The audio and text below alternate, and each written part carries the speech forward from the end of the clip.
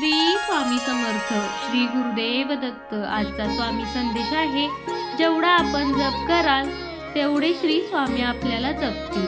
जेवढे आपण श्री स्वामी चरित्र गुरुचरित्र वाचाल तेवढे जास्त श्री स्वामी आपल्याला वाचतील.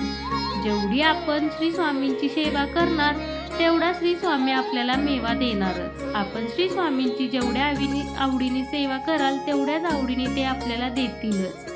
थोडक्यात काय, स्वामींचे नाव ज्याच्या मुखी तो असतो सदा सर्वदा सुखी.